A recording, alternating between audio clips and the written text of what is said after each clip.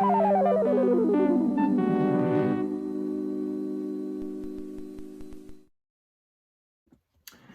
everybody, it's your old friend RJ City, and I am back. Pack number 3 of the LAFFS trading cards. Let's open this up. Who will be driving a car through whose house next is anybody's guess. Let us see. Here's the cast of Full House on a white backdrop. And what's his name there? I can't even remember his name. Oh my god, the Greek. It's gonna come to me. I've totally blanked on him. John Stamos, Jesus Christ, has decided to wear a white leather jacket. It's a bold move. And his wife there, Lori, they don't go together. They had horrible chemistry. Let's just face the facts here. It's been 4 very special years since widower Danny Tanner had the wild idea to let zany best friend Joey and super cool brother-in-law... Did Danny murder his wife? And super cool brother-in-law Jesse move in to help him raise his daughters. Together, they form a wonderfully different kind of family. Look at this spacing between this sentence. Isn't that crazy?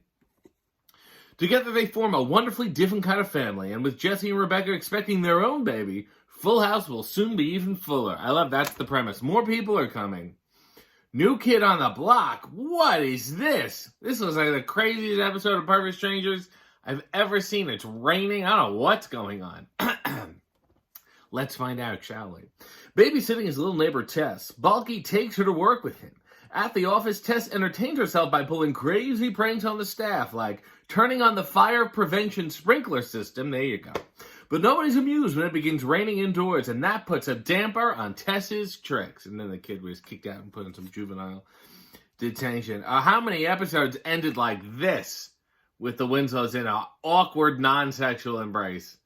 Nobody had less sexual chemistry than Harriet and Carl.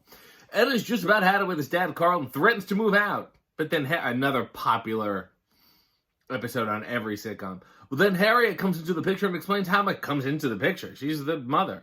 Explains how much Carl loves little Eddie by telling the story of Eddie's birth. I want to hear the story of the conception. This is enough to melt anyone's heart, and so Eddie makes up with his dad and decides to stay. You know these kids are not going anywhere. Oh, here we go. Jodie Sweetin in the episode Stephanie Plays the Field, which sounds highly inappropriate for a baseball episode.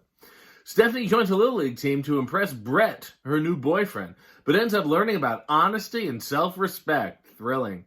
Brett is the star hitter of the rival team, but when he asks her to pitch easy ones, Stephanie has a tough choice to make on the pitcher's mound.